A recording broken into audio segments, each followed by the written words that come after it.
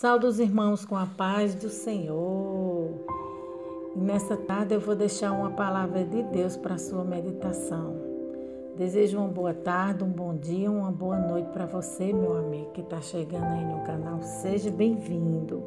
Compartilhe esse vídeo, abençoe, seja também abençoado da mesma forma. E a palavra que eu vou deixar para vocês se encontra no livro de Mateus, capítulo 16, versículo 21, que tem como título: Jesus prendi sua morte. Desde então começou Jesus a mostrar aos seus discípulos que convinha ir a Jerusalém e padecer muitas coisas dos anciões e dos principais sacerdotes e dos escribas, a ser morto e ressuscitar ao terceiro dia. Versículo 23. Ele, porém, voltando-se, disse a Pedro: Para trás de mim, Satanás, porque me serves de escândalo, porque não compreendes as coisas que são de Deus, mas só as que são dos homens. Verso 24 fala: Então disse Jesus aos seus discípulos: Se alguém quiser vir após mim, renuncie a si mesmo, tome sobre si a sua cruz e siga-me, porque aquele que quiser salvar a sua vida, perdê-la-á. E quem perder a sua vida por amor de mim, achá-la-á. Pois que proveita ao homem o mundo inteiro se perder a sua alma? Ou que dará o homem em recompensa da sua alma? Porque o Filho do Homem virá na glória do seu Pai com os seus anjos, e então dará a cada um segundo as suas obras. Amém, amado? Eu li aqui do verso 21 do capítulo 16 de Mateus, verso 21 até o verso 27. Amém? Agora aqui nós vamos trazer uma introdução dessa palavra, um comentário. Vamos fazer um comentário nessa tarde que diz assim: quais são os custos? Qual é o preço de alguém seguir ao nosso Senhor Jesus Cristo? E nós podemos dividir esse texto que temos aqui em duas lições poderosas. A primeira lição é perder. Seguir a Jesus significa, a segunda parte significa ganhar. Perder o quê? Perder a sua própria vontade, deixar ela de lado e priorizar, a vontade do Senhor. Negue-se a si mesmo, negue-se seus planos de sua vida, negue-se seus sonhos que não estão estruturados de acordo com o reino, negue-se suas vontades egoístas, mesquinhas a si mesmo. Se negue. Jesus disse, registrado por Lucas 14, se alguém vem após mim e não aborrece ao seu pai, sua mãe, mulher, filhos, irmãos e irmãs, e ainda a sua própria vida, não pode ser meu discípulo. Então Jesus está falando aqui que muitas das vezes a gente entra em contradição com os nossos familiares, nossos parentes, por eles não entender o chamado que Deus tem em nossa vida. Muitas das vezes a gente somos incompreendidos. Há uma guerra, né? A Bíblia diz que há uma guerra no mundo, no reino espiritual e no reino das trevas, né? Por mais que você queira fazer as coisas certas, explicar, né? Tentar convencer o homem, não tem como. Só quem convence o homem da justiça e do juízo é o Senhor Jesus, através do Espírito Santo de Deus em nossa vida. Por mais que a gente tente explicar para os nossos familiares, parentes, aquilo que Deus tem reservado para a nossa vida, muitas das vezes nós somos deixados de lado, desprezados, incompreendidos, né? maltratado, perseguido, caluniado. Então Jesus falou, né, que não é só flores, não. Vai haver os espinhos. É necessário que haja o espinho para que haja crescimento, né, espiritual, para que a gente venha dar fruto, para que a gente venha crescer na vontade do Senhor e na presença do Senhor. É necessário que haja perseguição, até dentro da própria casa, na própria família. Somos incompreendidos, somos maltratados, somos perseguidos, renunciados. Isso é comum, isso é de praxe, isso vai acontecer. Porque até Jesus, né? Até o próprio Jesus foi perseguido e foi incompreendido no meio dos seus, porque nós não iríamos passar pelo mesmo, né? Aí aqui fala: e qualquer que não tomar a sua cruz e vir após mim, não pode ser o meu discípulo. É negar-se a si mesmo para fazer a vontade do Senhor. Paulo, escrevendo aos Gálatas, disse: e aos que são de Cristo Jesus, crucificaram a carne com suas paixões e concupiscências. Eles, assim como Cristo foi crucificado, eles se crucificaram quando entraram, aleluia, Jesus querido, tu és maravilhoso, quando entraram em comunhão com Cristo, né? Ele está falando aqui que quando a gente aceita Jesus, a gente deixa na cruz do Calvário todo o nosso pecado, fica lá, todas as nossas paixões, a lascívia, a mentira, o desejo carnal, o desejo da carne, tudo fica lá na cruz do Calvário. Hoje nós temos uma vida nova em Cristo Jesus, uma vida de renúncia. Nós temos que renunciar a nós mesmos, a nossos próprios desejos carnais, a nossas vontades, né? Porque a Bíblia fala que o homem faz projeto, mas Deus é quem estabelece, Deus é quem assina, né? Deus é quem dá o parecer. A palavra final é do Senhor, não é nossa. Escrevendo em Coríntios 5:15, da segunda carta, ele morreu por todos, para que os que vivem não vivam mais para si mesmo, mas para aquele que por eles morreu e ressuscitou, né? Isso aqui é Paulo escrevendo. Aqueles que vivem para Cristo, que vivem em Cristo, que são cristãos verdadeiros, servos de Deus, não viva para si mesmo, não viva para atender os desejos, os desígnios da sua carne, mas viva para servir o Senhor, viva no Espírito, ande no Espírito, ore no Espírito, né? Nos dias que nós estamos vivendo, atualmente, a gente tem que andar mais no Espírito, né? A carne muitas das vezes vai querer aparecer, predominar na sua vida, mas você tem que quebrar a força dessa carne, o poder dela, com jejum, oração e leitura da palavra constantemente. É isso que o comentarista quer dizer aqui na sua palavra. Então, o verdadeiro discípulo é aquele que tem a consciência de que a sua carne e os seus desejos, as suas vontades foram crucificadas com Cristo. Ou seja, elas ficam de lado. Não existe mais, pois quem vive em você é Cristo, né? Paulo falava isso, viver é Cristo e morrer é lucro. Então, para ele, viver era Cristo, era servir o reino de Deus. O prazer dele era em servir a Deus, era em morrer por aquela causa, né? Ele estava convicto daquilo que ele, né, tinha que fazer aqui na terra, da missão que ele tinha que cumprir. E essa missão era fazer a vontade de Deus, por mais diferente que fosse da nossa, por mais diferente que fosse da dele, era cumprir a vontade de Deus. Aí aqui fala, Paulo disse, logo já não sou eu que vive, mas Cristo que vive em mim, né?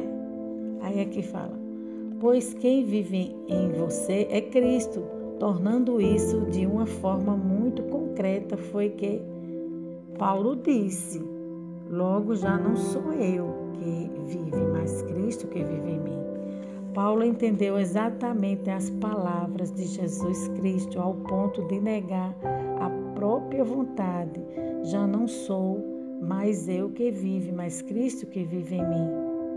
Paulo disse, viver é Cristo e morrer é lucro, né? Filipenses capítulo 1, 21, igual eu falei. Então, para o homem, né, natural, essas coisas é loucura, mas para o homem espiritual, essas coisas é santa, é pura, é a verdade absoluta, a verdade de Deus. É a verdade de Deus revelada e mostrada para os homens. Jesus, ele negou a si mesmo, ele negou seu trono de glória, sua majestade, seu reino, sua glória, deixou de lado e veio fazer a vontade do Pai. É isso que nós temos que fazer, por mais difícil que seja, a vontade de Deus ela é sempre a melhor e é ela que nós temos que buscar para nossas vidas, dia após dia, né? A nossa geração ela tenta fazer uma divisão entre seguir a Jesus e seguir os seus próprios desejos.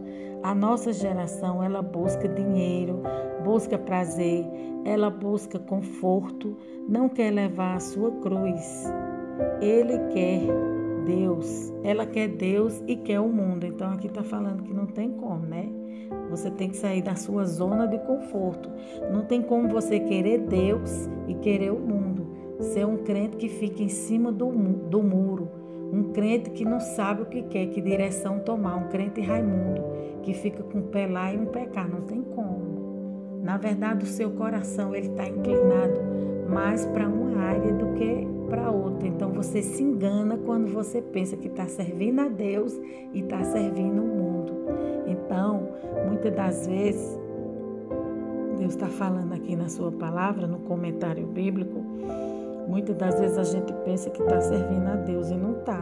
Está servindo o desejo da nossa carne, o desejo do nosso coração. Muitas das vezes o nosso coração, o coração do homem, ele está inclinado em fazer mais a sua vontade do que a vontade de Deus. O que prevalece na vida do homem é o seu caminho, os seus desígnios, aquilo que ele traçou. A vontade de Deus fica muitas das vezes de lado. Então, quando isso acontece, o homem perece, a igreja vem à ruína, a igreja há um declínio espiritual, né? Há um declínio moral. O homem perece quando ele faz isso. Então a Bíblia está falando que a gente tem que seguir os caminhos do Senhor. São caminhos, muitas das vezes, que há espinhos, viu? Seguir a Jesus não é só um caminho de rosa, né? Existe um evangelho que está só pregando por aí, Deus é amor, Deus é amor, Deus é amor, mas ele também é justiça. Deus, ele é amor, mas também ele é correto, ele cobra, ele exorta, ele chama atenção, ele corrige, ele fala a verdade quando tem que ser falada. Então, nós temos que entender isso. Deus nunca vai aceitar o pecado como certo. Pecado é pecado, né? Pecado não é verdade. Pecado é aquilo que nos leva à morte, nos leva à ruína. Então, Deus vai sempre mostrar o caminho que o homem tem que andar. E o caminho de ir para o céu se chama Jesus. Jesus é a porta, o caminho e a vida. Ele mesmo falou, eu sou o caminho, a verdade e a vida. Então, ninguém vem ao Pai senão por mim. Então, nós temos que seguir Ele, os seus passos, né? Priorizar na nossa vida a vontade de Deus. Em primeiro lugar, seguir a Jesus significa perder muitas coisas, significa perder a sua própria vontade, de negar-se a si mesmo, significa perder a própria vida, se for necessário, né? Quantos missionários, quantos homens, quantas mulheres de Deus dão a sua vida em prol de uma causa nobre, e essa causa é levar a palavra de Deus para que outras vidas sejam alcançadas. Tem pessoas que apanham por amor ao evangelho, assim como Paulo apanhou muito por amor à palavra de Deus, a palavra subérga. Tem pessoas que renunciam sua faculdade, seu sonho, né, de ser um empreendedor, um empresário, renuncia seus projetos, sua vontade, seu querer, para atender um chamado de Deus. E que chamado é esse? É de ganhar almas, de ganhar vidas, né? Então esse chamado é o seu tesouro, é aquilo que ele tem de mais precioso na sua vida, é seguir a Deus, é fazer a sua vontade. E foi isso que Cristo fez. Cristo em nenhum momento ele reivindicou os seus direitos, ele colocou os seus direitos, as suas vontades como prioridade. Não, Jesus colocou como prioridade a vontade de Deus, o reino de Deus, né? As suas vontades, né? A vontade do Pai Celestial ficou em primeiro lugar, né? Então é isso que nós devemos trazer para as nossas vidas, aplicar na nossa vida, né? Os próprios planos e ideias seguindo a Jesus Cristo, mas este perder, na verdade, é ganhar, né? O perder, na verdade, ele está falando que você pensa que perde, é ganhar.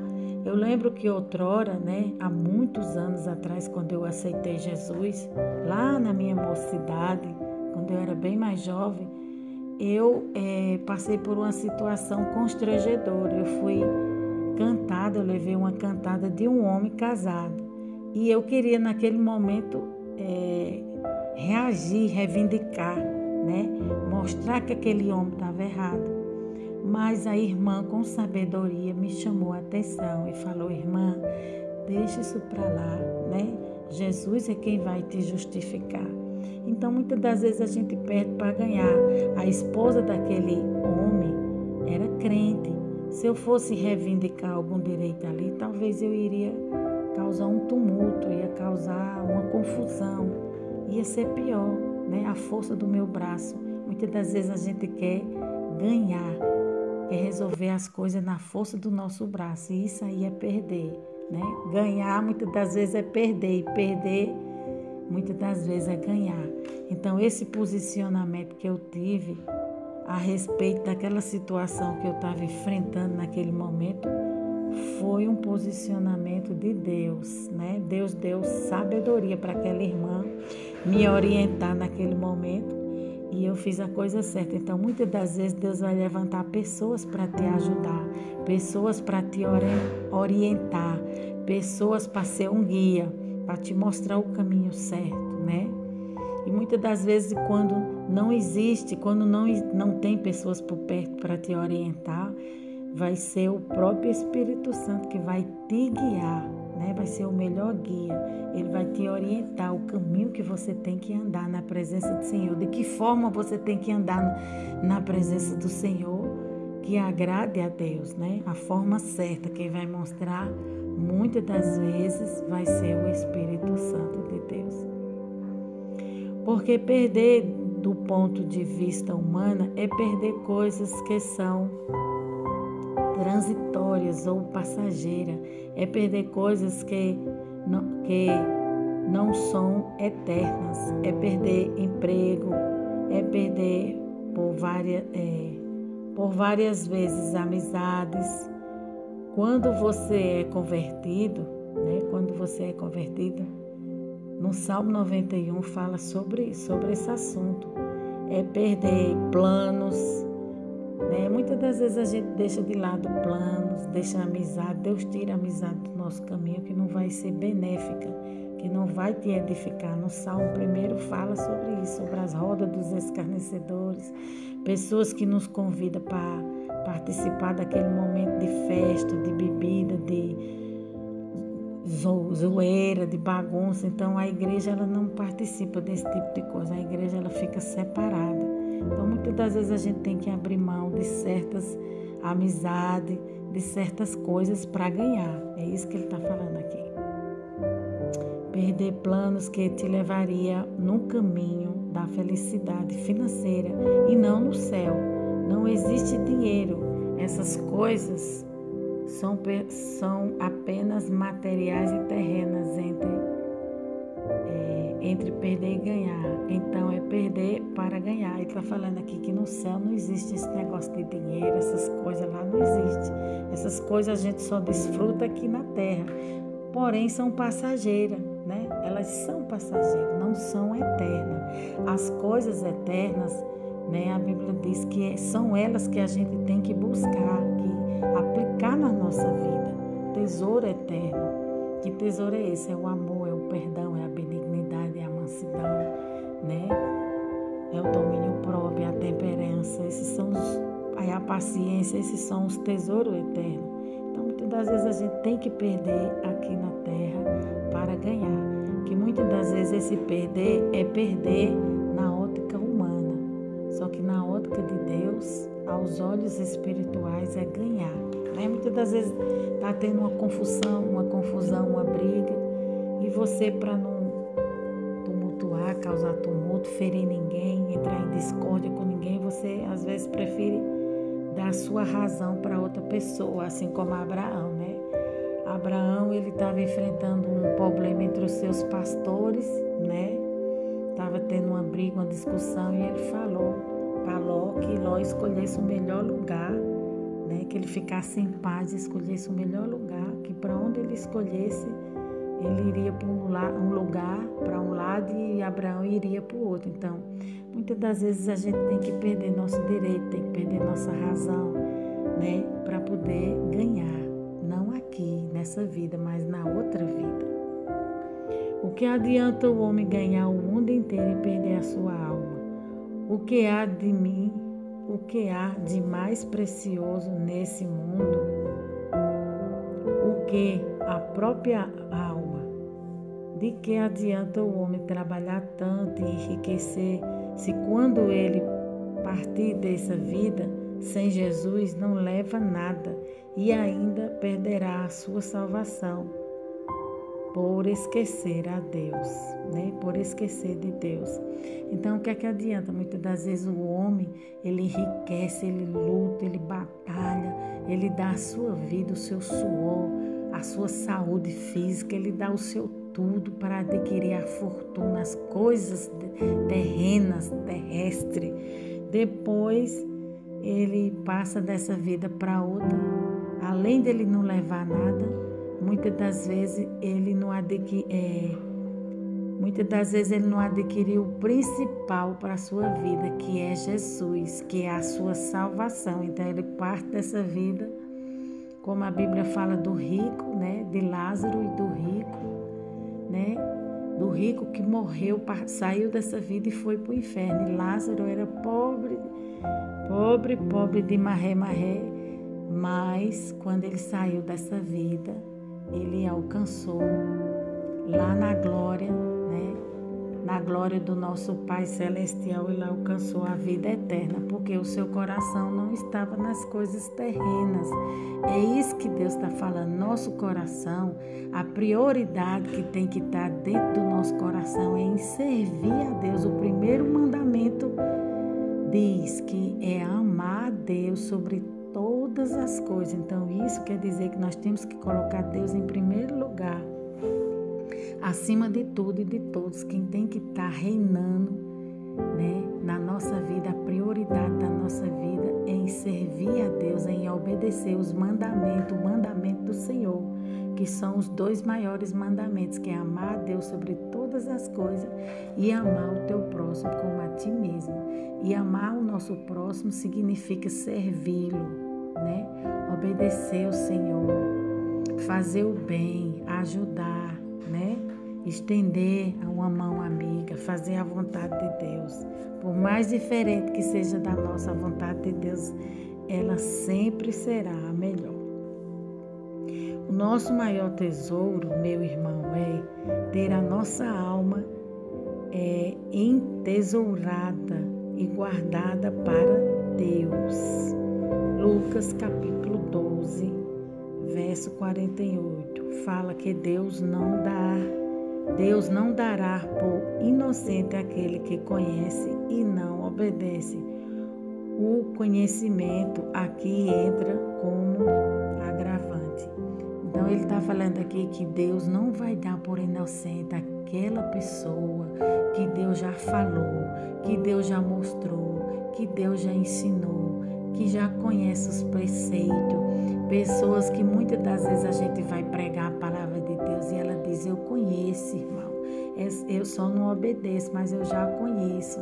Então essas pessoas não é diferente de Satanás, essas pessoas são muito parecidas com o diabo, porque o Satanás também ele é desse jeito, o diabo é assim, né? Ele conhece a palavra de Deus, de capa a capa, de Gênesis e Apocalipse, do começo ao fim, porém ele não obedece. Assim são essas pessoas, esses homens, essas mulheres que conhecem a palavra de Deus e querem chegar e vão chegar diante de Deus, né? Querem chegar diante de Deus para se justificar. Não adianta. O certo é certo e o errado é errado. Se você conhece a palavra de Deus e não obedece, você não vai ser dado por inocente, né? Você não vai ser dado por inocente. Deus não dá por inocente aquele que conhece a sua palavra e não a obedece. Vai ser julgado da mesma maneira. A igreja vai ser julgada sim, mas para receber o galardão. O ímpio vai ser julgado para condenação. Essa é a diferença. Em Daniel capítulo 12, verso 3, fala: os que foram sábios. Aleluia, Jesus, tu és maravilhoso. Pois resplandecerão como o fulgar no firmamento, e o que as muitas conduzirem à justiça como as estrelas sempre eternamente. Ele está falando aqui dos sábios, aquele que conduz, né, que ensina o caminho que o homem, que a mulher tem que andar, ensina sabiamente através das escrituras. Esse vai ser recompensado, vai ser sabiamente, vai receber o seu galardão.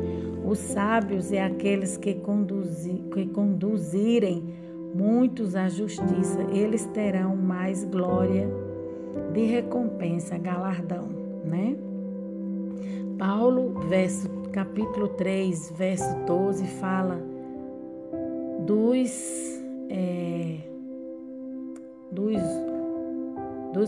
das obras, fala das obras serão manifestas pelo fogo, seja ela ouro, prata e pedras preciosas. Elas resistirão ao fogo, né? As obras que resistirão ao fogo são as obras que são bem feitas, feitas com excelência, feita com amor, feita com justiça. Essas obras, ele está dizendo aqui que são as obras que são feitas de ouro, de prata e de pedras preciosas, né? Essas obras resistirão ao fogo, ou seja, vão ser aprovadas por Deus. Porém, aquelas obras que são feitas de qualquer jeito, de qualquer maneira, hoje eu vou para o ensaio, amanhã eu não vou, hoje eu canto, vou cantar qualquer hino, vou fazer qualquer coisa para Deus. Essas obras são classificadas como palhas, né? Aqui fala. Elas resistirão ao fogo? Sim ou não, né? Mas se as nossas obras forem madeira, feno e palha, elas serão queimadas, ou seja, reprovadas por Deus. Reprovadas não valerão para nada, mas é com base nisso que recebemos o nosso galardão. Apocalipse fala, capítulo 20, né, verso 13, fala das obras. Nós pagaremos o preço para um valor mais superior. Ele está falando aqui das obras, né, que são feitas com excelência e das obras que são feitas com negligência, de qualquer maneira, por acaso, né? Vou fazer isso, vou limpar a casa de Deus e limpa de qualquer maneira, faz mal feita, né? Eu lembro que outrora, algum tempo atrás, eu limpava a casa de Deus e eu fazia aquilo ali com tanto amor, com tanta dedicação. Parecia que era a minha casa que eu estava limpando, eu botava perfume. Eu fazia com excelência. Por que eu fazia? Porque eu sabia que não era para o homem que eu estava fazendo aquilo, mas era para o Senhor. Então, tudo aquilo que você coloca a sua mão, coloca seu coração e vai fazer com excelência, voltado para Deus, você vai ter o teu galardão, vai ter a tua recompensa, seja o que for, meu irmão, minha irmã, que você for fazer para Deus. por menor que seja, se você fizer com prazer, com alegria, com vontade, né? Com disposição, com ânimo, Deus vai te recompensar. Seja um filtro que você vai encher na casa do Senhor, seja receber alguém que vai chegar na casa do Senhor. Você é um porteiro e você faz com excelência, recebe com amor os visitantes, as vidas que estão ali sendo recepcionadas, chegada. Seja um louvor, seja uma pregação, seja uma visita na casa de uma viúva, de um órfão, de quem quer que seja, mas você faz tudo aquilo com amor, por amor. Você vai ser recompensado. Suas obras vão ser passadas pelo fogo e vão ser aprovadas por Deus. É isso que ele está dizendo, entendeu? Agora aqui eu vou contar uma história, né? De dois missionários, de dois homens de Deus que por amor à palavra de Deus renunciaram às suas próprias vidas.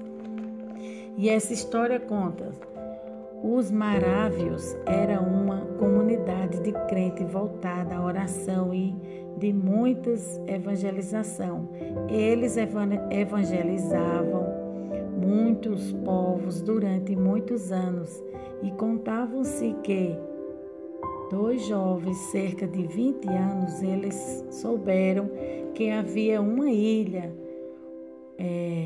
de um homem muito rico e ateu, era o dono daquela ilha e que ele comprava muitos escravos, muitas centenas de escravos e colocara naquela ilha para o servirem.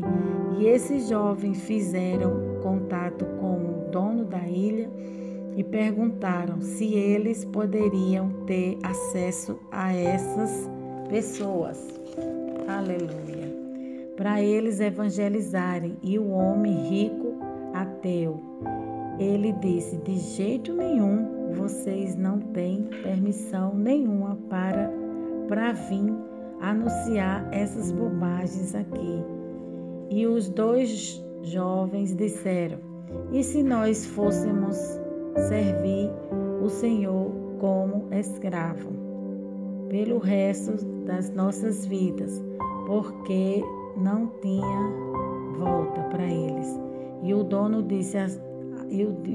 disse: sim, como escravo eu compro vocês, mas eu nem dou o dinheiro da passagem. Disse o homem rico a eles: eu apenas compro vocês como escravo e então vocês podem vir. E esses 2 jovens, com o preço que eles haviam recebido pelas suas vidas, né?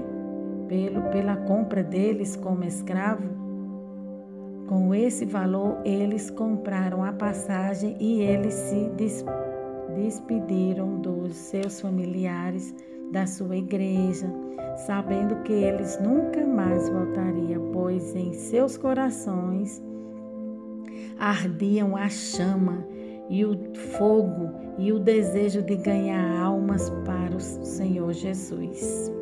Isso é que é um verdadeiro cristão, isso é que é um verdadeiro adorador, Alabra Subir. Que coisa linda. Esses 2 jovens entregaram as suas 2 vidas, a sua vida, né? As suas 2 vidas foram entregues por amor ao Evangelho, para que aquelas vidas, né, que estavam presas naquela ilha por aquele homem rico, que muitas das vezes, creio eu, que lhe tratavam mal, fossem resgatadas. Então, nossa vida não foi diferente, foi com preço de sangue. Jesus resgatou a minha vida e a sua vida com preço de sangue. Ele deu a sua vida por nos amar. Então, aqui a gente vê o que esse jovem fez, né? É semelhante ao que Jesus fez, é parecido com o que Jesus fez na cruz do Calvário. Só que o que Jesus fez foi bem maior, né? Foi bem maior. E aqui fala: mas o que nós devemos entender, meus irmãos, é que nós devemos amar o nosso Senhor não como meio coração, mas devemos dedicar a nossa vida a Deus não de forma parcial, mas não pela metade, mas de corpo, alma e espírito, como está escrito em sua palavra, em Mateus capítulo 22, verso 37, né, com entendimento. Então aqui está falando que quando a gente for se dedicar a uma obra, em especial a obra de Deus, a gente tem que se dedicar por inteiro.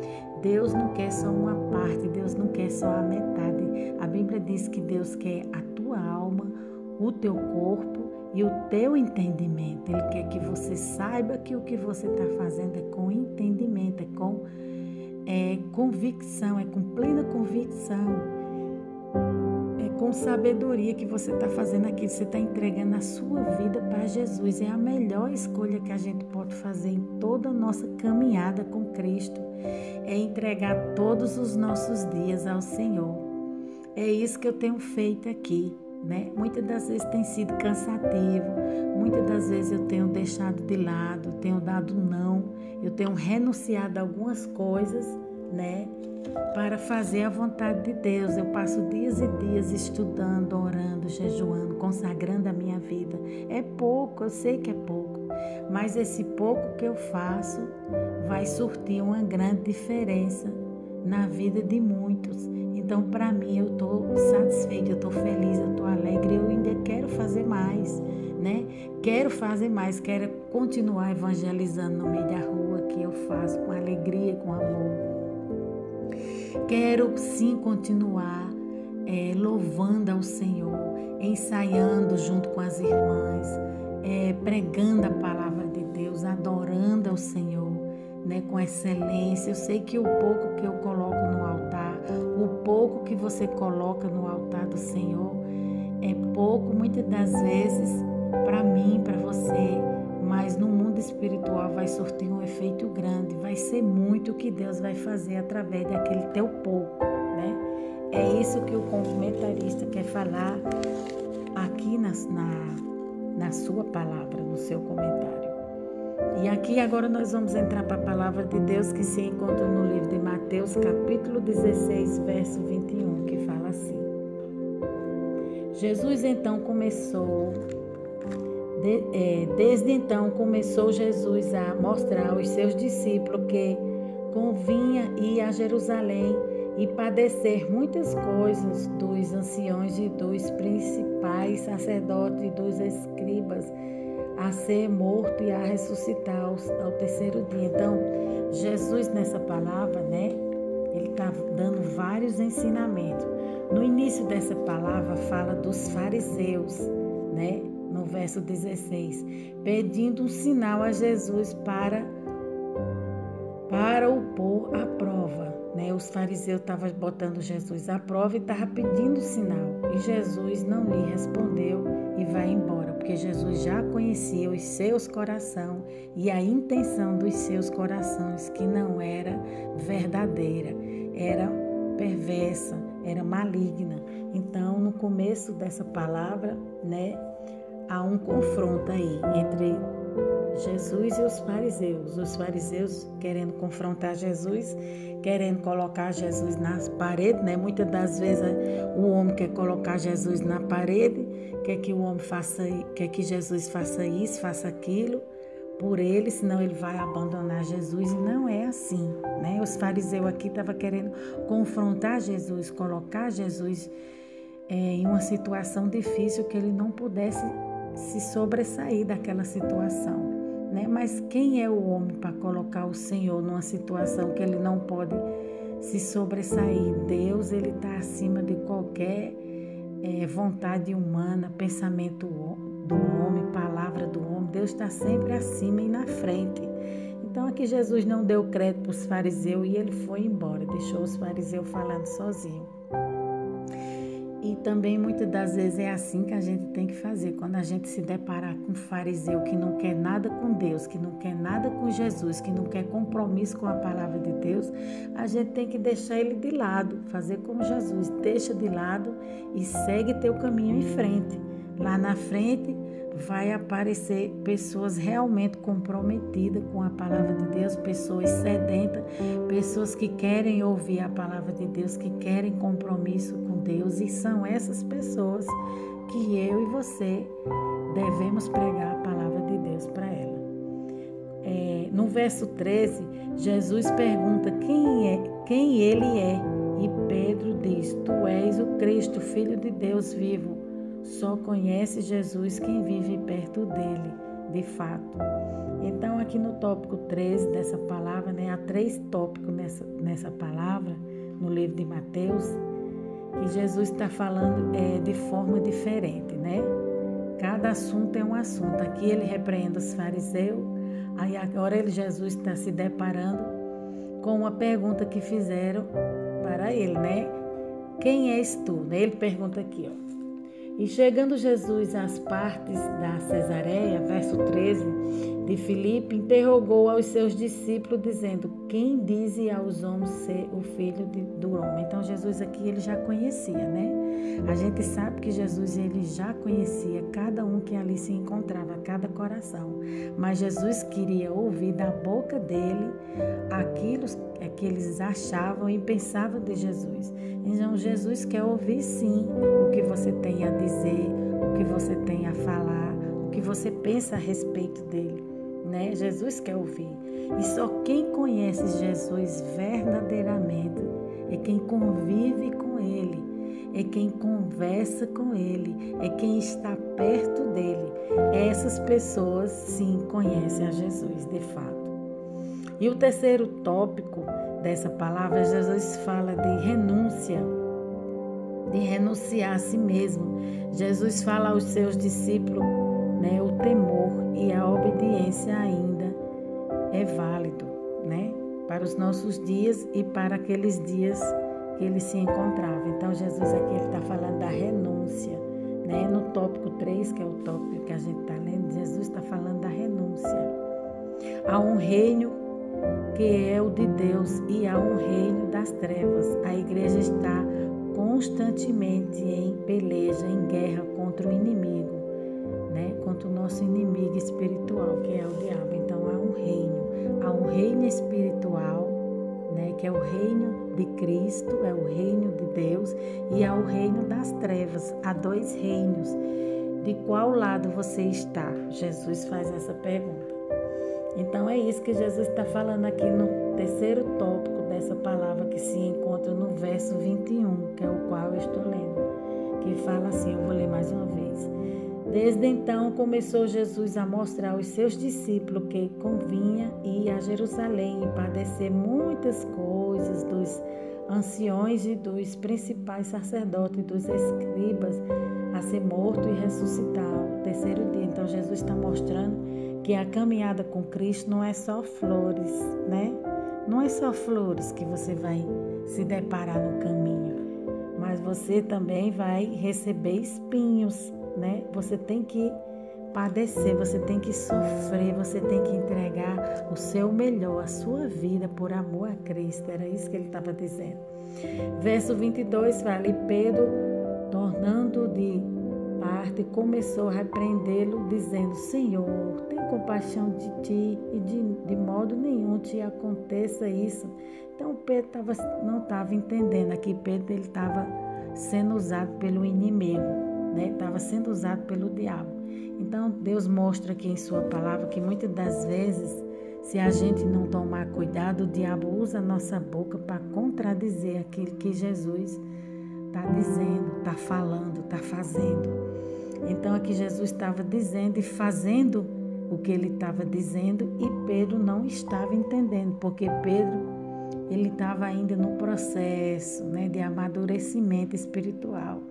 Pedro, ao mesmo tempo que ele era um homem carnal, ele era espiritual, ele ainda não tinha uma comunhão perfeita com Deus, ele não tinha uma estabilidade espiritual, Ele não estava no nível espiritual elevado ainda ele iria passar por alguns processos em sua caminhada, em sua vida, aonde ele iria chegar na estatura de varão perfeito, que é onde Deus quer que a gente chegue.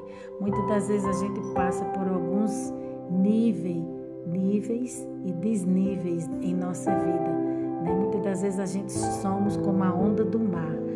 Às vezes a gente está lá em cima espiritualmente, às vezes a gente está lá embaixo, é inconstante.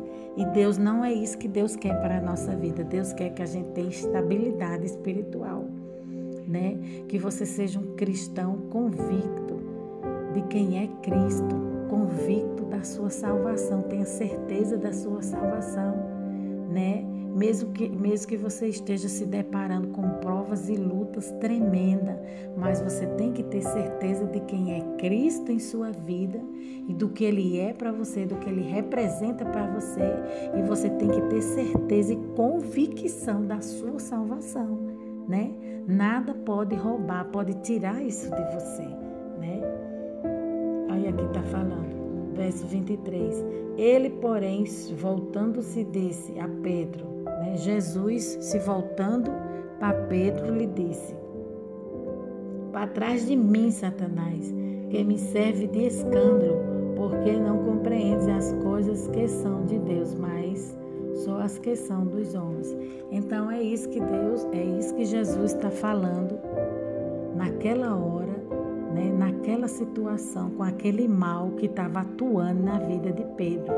Jesus não estava repreendendo a Pedro como homem, porque Pedro ele não estava entendendo o que estava se passando, mas Jesus estava repreendendo no mundo espiritual aquele demônio que estava agindo, que achou lugar na vida de Pedro para fazer aquilo, para lhe envergonhar. Então, muitas das vezes o diabo ele só precisa de uma brecha, ele só precisa de uma oportunidade para entrar na sua vida e causar um escândalo, né? O diabo gosta de causar escândalo na igreja, né? Que a gente vê isso muito hoje em dia, cristãos que se dizem cristãos, que volta ao vômito, volta às velhas práticas, ao velho homem, né, a cometer os mesmos erros que outrora eles cometiam, volta ao homossexualismo, volta a se rebelar contra Deus. Então, isso é obra de Satanás, isso são os seus feitos, né? E Jesus está lhe repreendendo, porque ele conhece as obras da carne. O diabo, ele é especialista em causar as obras da carne, os feitos da carne, os escândalos. Ele é quem promove na mídia, né, escândalos.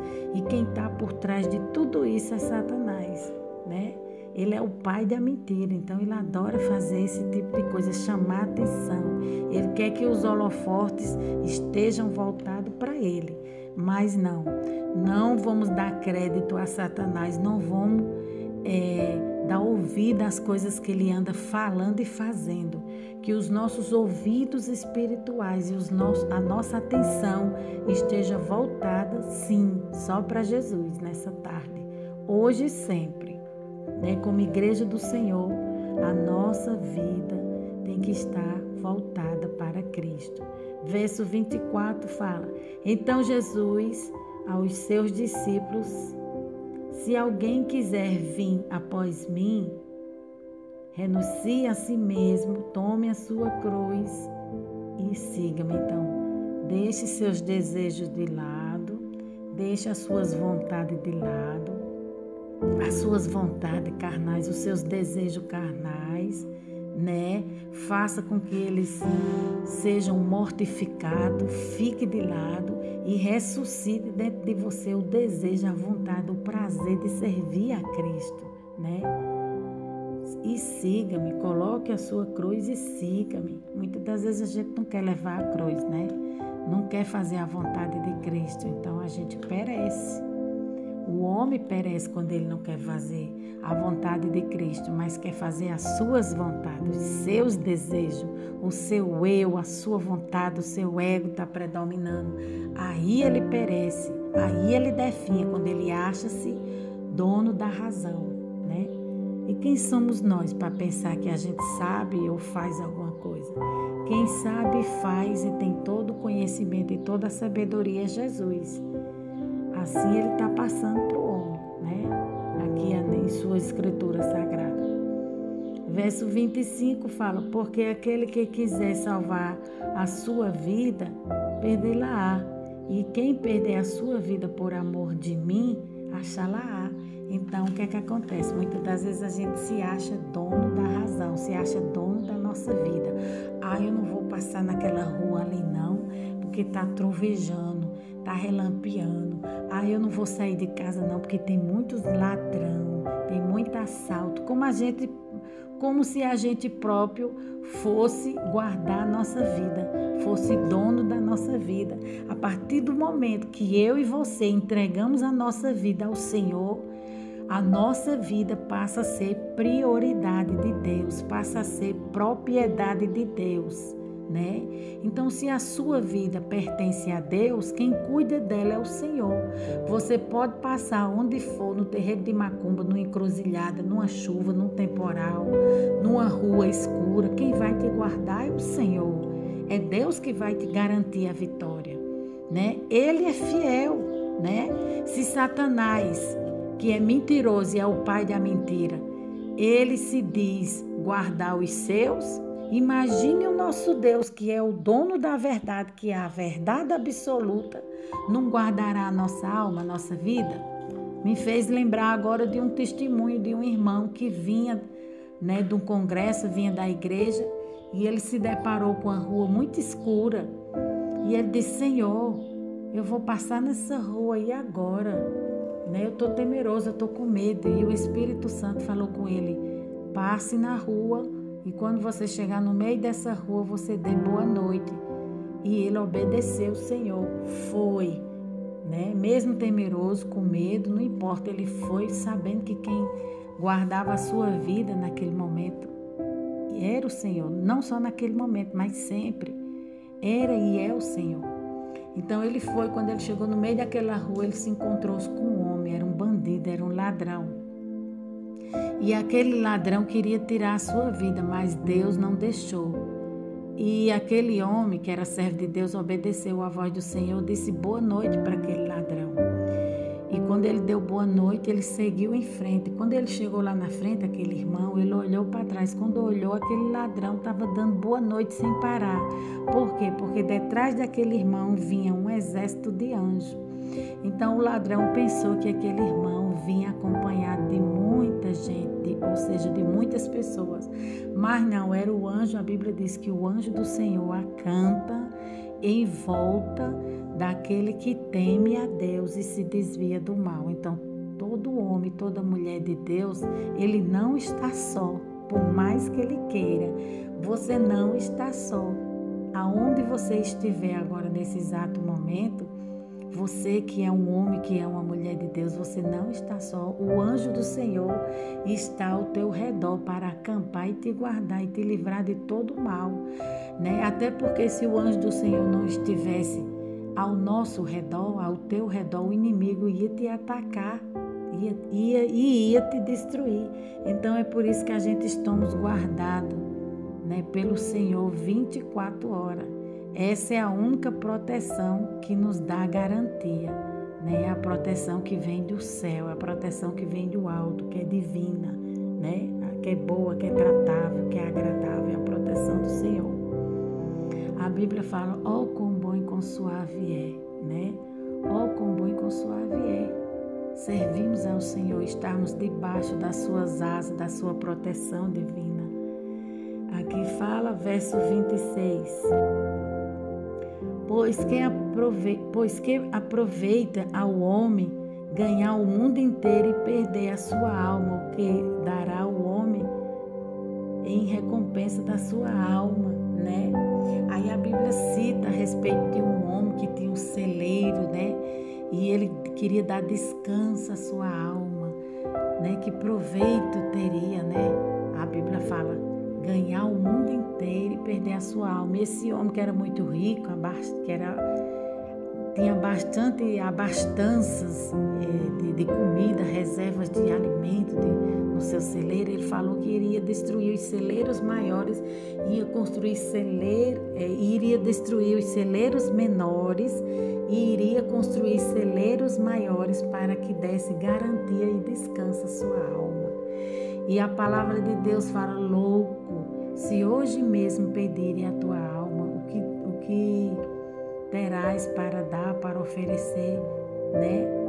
Se você não entregou a sua alma ao Senhor, se você não entregou a sua alma a Jesus, o que vale você ter um celeiro abastecido, ter reservas, ter glórias aqui na terra, ter prestígio, ter fama, ter tudo que o mundo pode te oferecer, mas você não tem o que há de melhor e de mais precioso, que é a tua salvação, que só pode ser adquirida através de Jesus Cristo, quando a gente entrega a nossa vida ao Senhor. A nossa alma é abastecida com a presença de Deus, com a santidade de Deus, com as reservas do céu, do alto, com a alegria, com a paz do Senhor. E não há riqueza no mundo, não há dinheiro no mundo que pague essa paz que nós sentimos, essa alegria que é como fontes de água viva, que abastece o nosso ser e que jorra sem parar. E essa fonte é Jesus.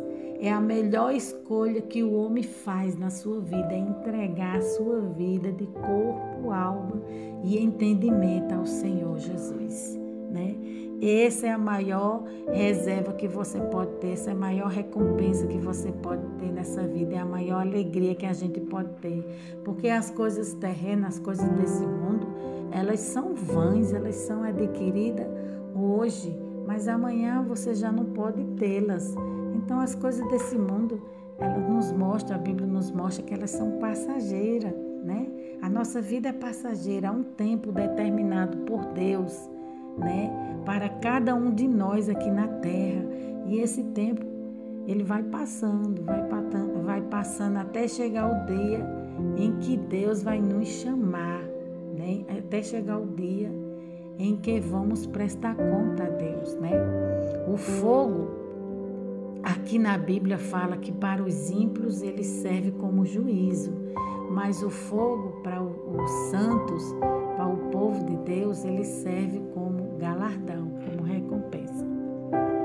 Aí aqui verso 27 fala: porque o Filho do Homem virá na glória de seu Pai, com os seus anjos, e então dará a cada um segundo as suas obras. A Bíblia fala que fé sem obras é morta, né? As obras não podem salvá-lo, né? As obras não podem salvá-lo, né? Tem pessoas que pensam, né? Até o catolicismo prega muito isso, que são as obras, e o espiritismo também fala que são as obras que a pessoa vai para o céu através das obras, e não é isso que a Bíblia Sagrada fala. A Bíblia fala que o que vai levar você para o céu é a conversão. Conversão significa se arrepender dos pecados, se arrepender dos caminhos errôneos, errados que você praticava, né? Temos que se converter, não a uma religião, não a uma seita, né? Mas se converter à palavra de Deus, se converter, né, ao Senhor Jesus, porque a palavra de Deus, ela é boa, ela é perfeita e ela é agradável. Nós temos que se converter ao Evangelho, nós temos que se render a essa palavra, a palavra de Deus, né? O homem tem que se render à palavra de Deus para que seus caminhos sejam perfeitos, sejam retos, sejam aprovados por Deus. Então esse dia virá, né? Esse dia virá que as suas obras, que as minhas obras passarão pelo fogo, e o fogo só vai aprovar aquilo que foi feito com amor, que as obras que foram feitas e dedicadas ao Senhor Jesus de bom grato, com alegrias, né? Que são consideradas obras de ouro, obras de prata, obras de diamantes, ou seja, obras feitas com excelência, né? Não adianta eu dizer que a sua obra foi feita de um jeito ou de outro. Quem vai aprovar ou reprová-las é o Senhor, porque elas serão aprovadas e reprovadas no fogo do Espírito Santo de Deus. Quando elas passarem pelo fogo, aí elas serão reveladas se foram feitas para Deus ou para o homem, se foram feitas de forma certa ou de forma errada. O fogo, para quem não tem Deus, queima, né? Mas para os salvos elas purificam, né? Glória a Deus. A semelhança do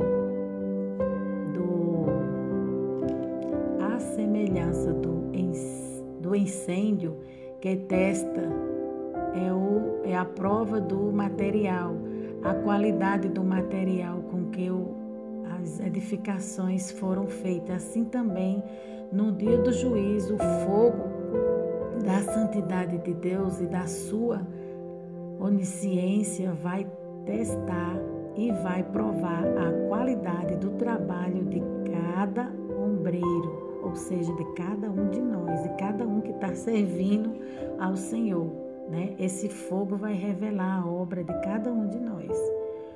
Como a gente não sabe a motivação do coração de cada um, deixa para Deus fazer isso. Então a gente não sabe a motivação verdadeira do coração do homem. Se foi feita para o homem, aquelas obras, para vanglória. Tem pessoas que faz a obra de Deus para aparecer, né? Para que a glória seja dada a si próprio, a si mesmo. Essa daí vai passar pelo fogo e vai ser reprovada.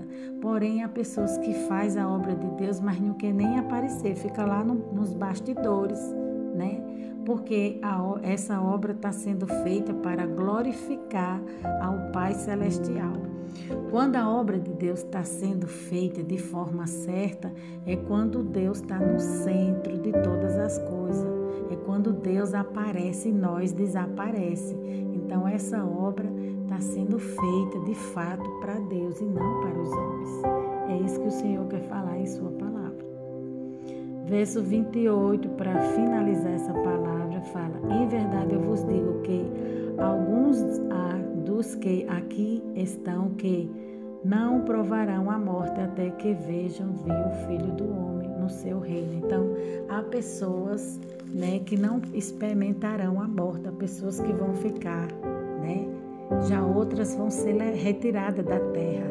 Há pessoas que vai ser aprovada por Deus, mas há outras que vai ser reprovada pelo Senhor. Há pessoas que vai ser arrebatada, mas já tem outras que não vai ser arrebatada, vai ficar para o juízo final. É isso que Deus está falando, né? Há pessoas que vai ver a glória de Deus, mas já tem pessoas que não virão essa glória, né? Que o Espírito Santo de Deus venha falar melhor em cada coração, que Deus venha abençoar os irmãos, né? E aqui fala das 4 leis, aqui finalizando essa palavra, eu vou deixar as 4 leis implantadas contra a igreja que vem do inferno. É a lei do silêncio, né? É a lei que proíbe a fala, a divulgação do evangelho. E nessa lei que está no meio ambiente, lá tem um parágrafo que diz o seguinte: toda instituição dentro do território nacional que utilizar o sistema de som não poderá usá-lo acima de 65 decibéis. E para barrar a igreja, isso no Rio de Janeiro foi 430 templos fechados e derrubados, né? Então aqui está falando que Satanás ele intervém, né, nas leis. Ele intervém naquilo que ele não foi chamado. Satanás é muito atrevido, ele é muito enxerido, né? Deus faz uma lei e faz um decreto. Aí Satanás vem e implanta as suas leis dentro da lei humana, né? Lá na lei, no ministério, na lei dos homens, para derrubar, para desfazer a lei do Senhor. Só que ela não predomina, né? As portas do inferno não prevalecerão, né, contra a igreja do Senhor. E a segunda lei, a primeira lei é a lei do silêncio, que é a lei que Satanás quer calar eu e você, quer calar a igreja do Senhor, quer que você não fale, não pregue a palavra de Deus, né? Então ele inventou essa lei, né, através dessa lei implantada no coração dos homens, das autoridades perversas, malignas que servem a ele, né? Algumas dessas autoridades estão inclinadas, né, ao serviço do diabo, ao serviço do inimigo. Já foi declarado publicamente isso, né? Algumas autoridades constituídas por homens, porém com a autorização de Deus, esses homens são instrumento do diabo. Então, a primeira lei, o diabo quer fechar a minha boca e a sua boca, só que não fecha, porque quem abriu a minha boca e a tua boca para pregar a palavra de Deus foi um Deus bem maior, um Deus que é soberano, que é dono do universo, que é dono de todas as coisas, inclusive do diabo, que o diabo ele só faz aquilo que Deus quer e manda. E a segunda lei é a lei do estatuto da cidade. Faz pesquisa e se alguém discordar, não constrói. Está falando aqui que essa segunda lei é quando uma igreja vai ser implantada numa cidade. Se a cidade alguém reprovar, né, ele já faz no intuito mesmo, com que isso aconteça, né? Homens malignos, homens perversos, autoridades que a gente tem que dobrar nosso joelho e orar para que Deus converta esses homens e para que Deus destrone essas autoridades, tire elas do poder e coloque homens santos, homens de Deus verdadeiramente. Então, essa segunda lei, ela é um estatuto, né? A segunda lei é um estatuto da cidade, que ela faz pesquisa e se alguém discordar, não constrói igreja de jeito nenhum nessas cidades. Se 99 pessoas concordar que a igreja vai ser construída na cidade e uma discordar só por causa de uma, a igreja não vai ser construída na cidade. Você vê que isso aí é lei que vem lá do inferno, né? Que o diabo traz para a terra. Mas a igreja é soberana, a igreja tem poder e autoridade para desfazer todas essas leis, no jejum e na oração. Nossa oração revoga e muda leis e decretos feitas por homens, né? Deus tira do papel, Deus é fiel. A terceira lei fala do tiro de misericórdia. Se proíbe a contribuição de ofertas e de dízimo na igreja. E sim elas diz que é no banco e o governo tributa com isso 35%. O governo come. Então, o governo é esperto, né? Eles fazem com que os fiéis depositem seus dízimos e suas ofertas num banco, porque eles vão ter uma parcela daqueles dízimos, daquelas ofertas. Ou seja, vão ter 35% em cima de tudo que está sendo ofertado e dizimado. O governo come. E a quarta lei fala dos valores desconstruídos, né? Eles desconstroem todos os valores morais e familiares, né? E espirituais. Então, essa é uma lei que também vem lá do inferno, né? Que o homem criou aqui na terra para destruir os valores, os morais e éticos, né? Da sociedade, do homem, da mulher de Deus e da igreja. E a quinta lei fala sobre o casamento do homossexual, que é obrigatório nas igrejas. Então, essa lei aí está sendo obrigado aos homens e às mulheres de Deus, aos homens, às autoridades que casem, homem com homem, mulher com mulher. A igreja jamais vai aceitar isso, né? Então, isso é uma afronta. Isso é uma afronta do inimigo contra o povo de Deus, contra o povo santo, contra o povo eleito. E como é que essas leis serão revogadas? Serão mudadas, né, no papel. É através da nossa oração. Temos que orar, pedir a Deus que revogue, que mude essas leis, esses decretos.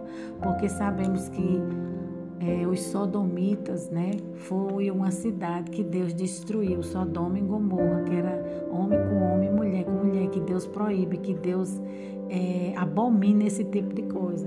Então o inferno vem colocando essa lei justamente para ir uma lei contraditória que vai contra os princípios, que vai contra os princípios moral e ético, né, da palavra de Deus. Então, é no nosso joelho, na nossa oração, que a gente vai conseguir mudar tudo isso. Joelho e oração, jejum e oração, que muda tudo isso, né? Amém, amados? Agora aqui nós vamos fazer um resumo dessa palavra que fala renunciar. A palavra renunciar significa não querer, recusar ou rejeitar e sacrificar vontades e prazeres em prol de algo maior, né? Ou seja, em prol do reino de Deus. Tomar a sua cruz é viver no dia a dia fazendo as escolhas certas que agradem a Deus. A palavra escândalo. Escândalo significa tropeço, é obstáculo, faz cair, né? Esse escândalo, essa pedra de tropeço que a Bíblia está se referindo aqui, é o diabo. Ele é a pedra de escândalo e de tropeço que é rejeitada pelos homens é rejeitada por Deus, né? E Deus abomina nesse tipo de coisa. Obras. Obras significa Deus recompensa cada um de acordo com as suas obras. Romanos 2, 6 e 8. As obras são ajudar o fraco e o necessitado. As obras é visitar os necessitados, doentes, fracos. As obras social, que a igreja tem o papel de fazer. A obra de caridade, independente de qualquer coisa, é ajudar, é enviar doações de roupa, doações de alimento, orações, né? Tudo isso é a obra da igreja, que a igreja tem que fazer, né? Um papel social. O fogo é o que mostra e faz purificação e queima todo o mal. Nesse julgamento passará os crentes salvos e as suas obras serão reveladas. Em 1 Coríntios capítulo 3, 12 e 13 diz: e se alguém sobre fundamento formar um edifício de ouro, de prata, pedras preciosas, madeira e feno e palha, né? Tá falando aqui, a obra de cada um se manifesta na verdade, o dia a dia a declara, porque pelo fogo provará qual seja a obra de cada um. O fogo é o Espírito Santo, ele vai aprovar a obra de cada um, se foi para Deus ou não, né? Galardão.